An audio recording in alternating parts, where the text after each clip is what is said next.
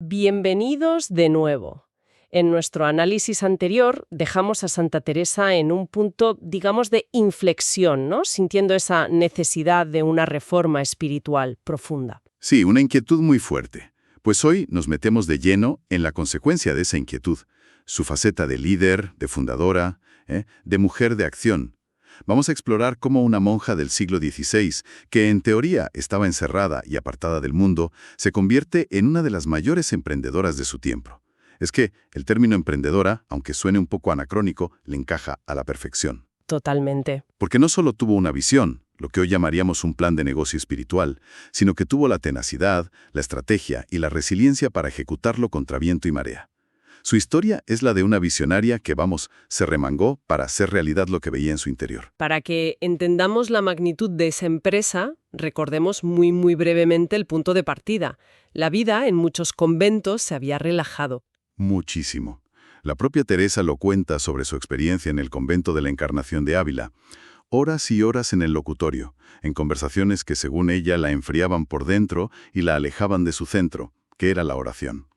Y es clave entender que esa relajación no era simplemente pereza o falta de voluntad de las monjas. Era una consecuencia de factores históricos muy potentes. La regla original del Carmelo se había mitigado 200 años antes, en parte por las secuelas de crisis como la peste negra, que despobló conventos y obligó a rebajar las exigencias. El ambiente que Teresa encontró no era una anomalía. Era la norma. Era la norma de su tiempo, sí, el resultado de un largo proceso histórico. Exacto. Y ante esa norma, ella propone una ruptura total. O sea, no una pequeña mejora, sino un regreso a un ideal radical. De ahí nace el Carmelo Descalzo. Y lo articula sobre 3 pilares que, parecen sencillos, pero que en su contexto eran revolucionarios. Absolutamente. El primero es la pobreza estricta. Y aquí está el matiz crucial. No solo pobreza individual, que una monja no tuviera posesiones personales, eso ya se daba por hecho. Claro. Sino pobreza comunitaria. Su ideal eran conventos sin renta, que no tuvieran propiedades ni ingresos fijos, que vivieran exclusivamente de la limosna y del trabajo de las propias monjas. A ver, la idea de la pobreza, suena muy evangélica, muy noble, pero llevarla al extremo de no tener rentas, porque era tan polémico, no era simplemente una opción más piadosa y ya está, era una bomba económica y social. Las grandes órdenes y monasterios eran pilares de la economía local. Poseían tierra, recibían rentas, gestionaban patrimonios enormes. Claro, eran parte del sistema. Exacto. Un convento sin renta era visto como una locura inestable. Para el ayuntamiento, para las familias nobles, era crear una institución que en vez de aportar iba a ser una carga, un grupo de mujeres pidiendo limosna. Lo veían como algo indigno y sobre todo temerario. Entendido. Era una amenaza al status quo, vaya.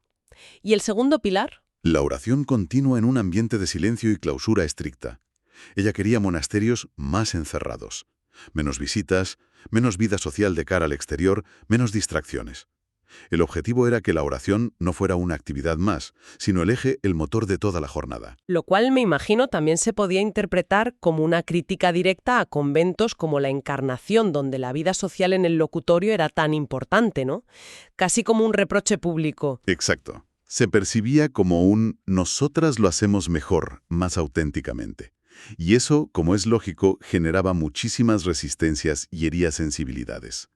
El tercer pilar reforzaba esa idea, la comunidad fraterna y reducida.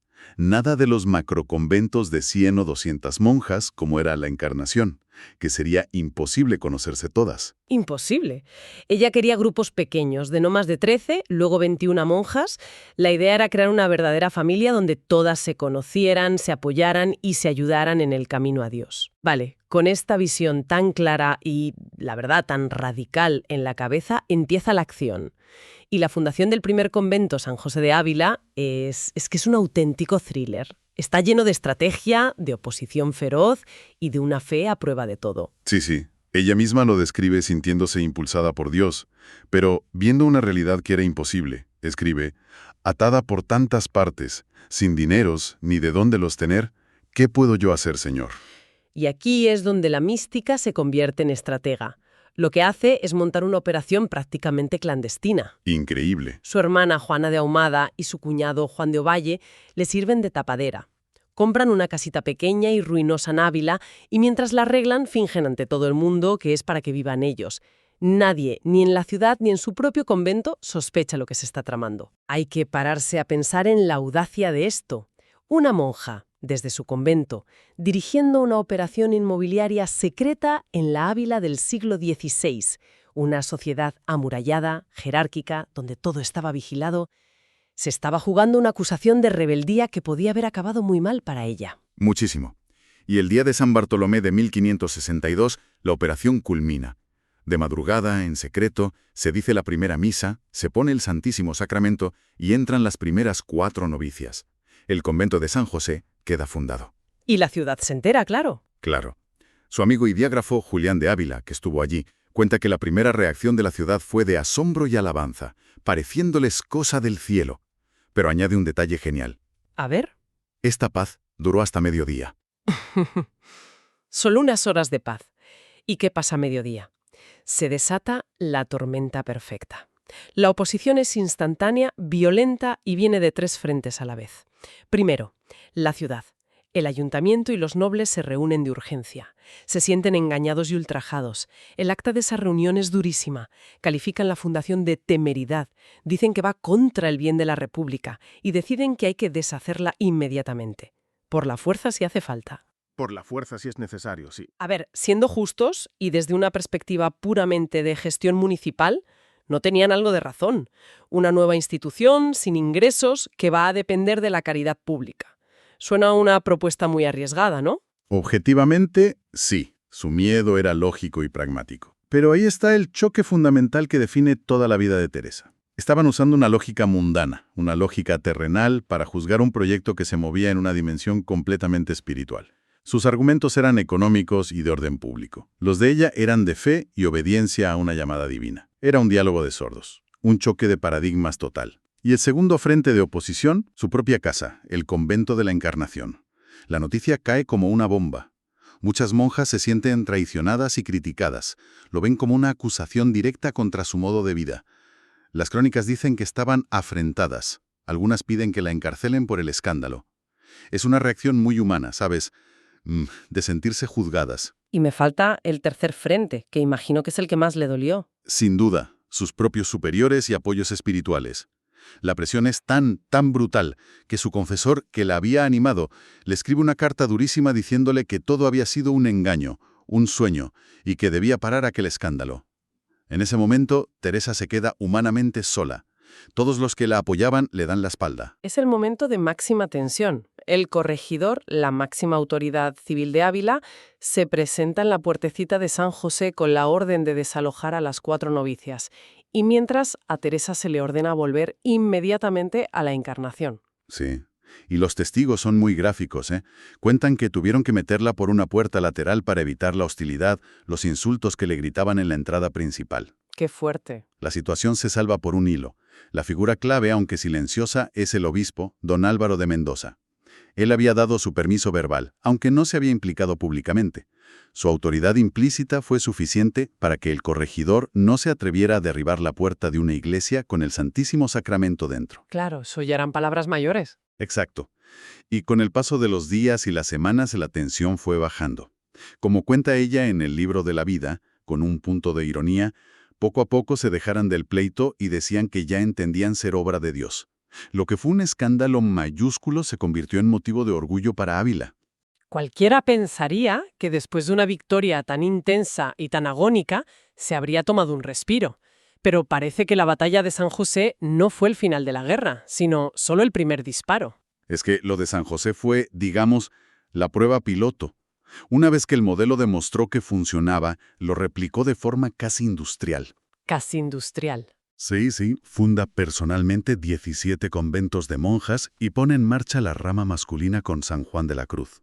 Si pusiéramos sus viajes en un mapa, veríamos una red de caminos que cubre gran parte de España, desde Andalucía hasta Castilla la Vieja, y todo a lomos de una mula o en carros destartalados. Pero esto va más allá de la fe y la resistencia física. Montar 17 conventos requiere una capacidad de gestión increíble. ¿Cómo lo hacía?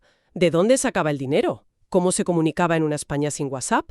Esa es la faceta de CEO que comentábamos. Primero, el fundraising, la búsqueda de fondos.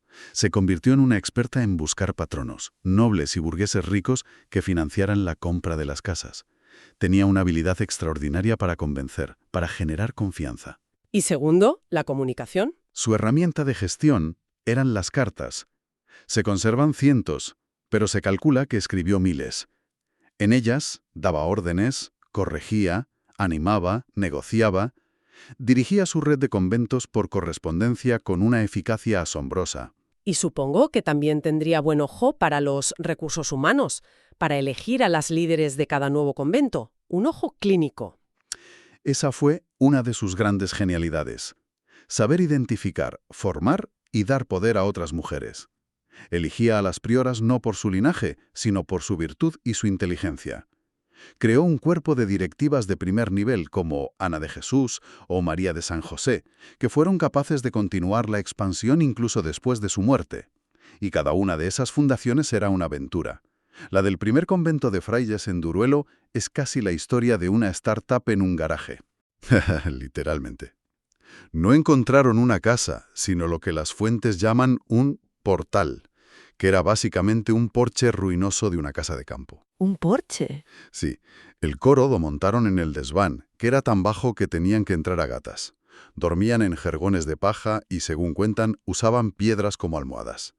Era la máxima expresión del ideal de pobreza, llevado al extremo. Madre mía. Hay una imagen memorable, que tras pasar la noche en oración salían a rezar la primera hora de la mañana con los hábitos cubiertos de la nieve que se había colado por el tejado, sin que se hubieran dado ni cuenta por el fervor. Ese era el ideal. Pero en otros sitios el problema no era la pobreza, sino el poder. En Segovia, su audacia le mete en un lío tremendo. Sí, la de Segovia es casi una comedia de enredos burocráticos. Llegan a la ciudad y Teresa decide, contra el consejo de todos, fundar a la mañana siguiente. El problema es que solo tenía una licencia verbal del obispo, no el papel firmado. Claro que podía salir mal. Pues todo. A la mañana siguiente se presenta en la casa el provisor, que era el vicario general del obispo. El más furioso que nunca se vio, según los testigos. Me lo imagino. Amenaza con excomulgarlos, con meterlos en la cárcel. El caos es total. Julián de Ávila, el mismo que la acompañaba, confiesa con una gracia enorme en su biografía que en cuanto vio venir al provisor echando espuma por la boca, se escondió en el hueco de una escalera para evitar la bronca. O sea, que generaba constantemente estas situaciones de crisis. ¿Era pura imprudencia o había una estrategia detrás? ¿Creía que crear hechos consumados era la única forma de conseguir algo? Yo creo que es una mezcla de las dos cosas. Por un lado, una confianza absoluta en que si la inspiración era divina, los detalles humanos se solucionarían.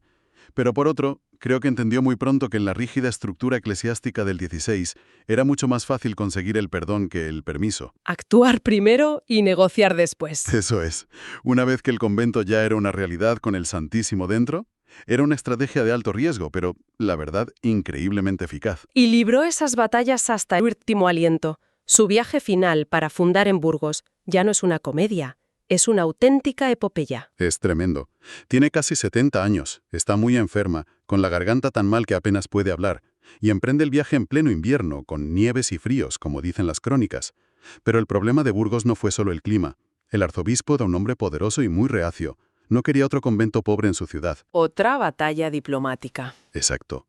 Teresa estuvo meses negociando, moviendo hilos, escribiendo cartas, convenciendo a las familias influyentes. Fue una batalla diplomática tanto o más dura que la física. Y la física fue brutal. Las crónicas hablan de caminos inundados, de ríos desbordados que tenían que cruzar con el agua hasta la cintura de las mulas. Hay un momento de pánico. El carro en el que iban las monjas patina en el barro y empieza a deslizarse hacia un río. Están a punto de despeñarse. Y las crónicas cuentan que lo salva milagrosamente un mozo que pasaba por allí, que se aferra a una rueda y consigue frenarlo en el último instante. Increíble. Para ellos, estos sucesos no eran casualidades. Eran la prueba de que, en medio de la lucha, Dios estaba con ellos. La sensación que ella describe, aquí voy yo, no tengas miedo, era el combustible que la mantenía en marcha. Cuando juntas todas las piezas, lo que emerge es el retrato de una mujer con una determinación de hierro y una capacidad de liderazgo y gestión que hoy calificaríamos de visionaria. Superó los obstáculos de ser mujer en su siglo, las resistencias de su propia orden y unas condiciones físicas y de viaje durísimas para ejecutar su plan a la perfección. Y para mí el pensamiento final, la clave que lo explica todo, es la gran paradoja de Teresa. Toda esta actividad exterior frenética que parece propia de una ejecutiva de alto nivel, la logística, la negociación, la gestión de personal, nacía y se alimentaba exclusivamente de su vida interior. Claro. Su fuerza para negociar con un arzobispo, para viajar por caminos infernales o para luchar contra un provisor furioso, no venía de una ambición mundana, venía de la convicción absoluta de que estaba cumpliendo una misión divina que la superaba. En ella, la acción y la contemplación no eran opuestas, eran las dos caras de la misma moneda. La una no podía existir sin la otra, una figura realmente inagotable.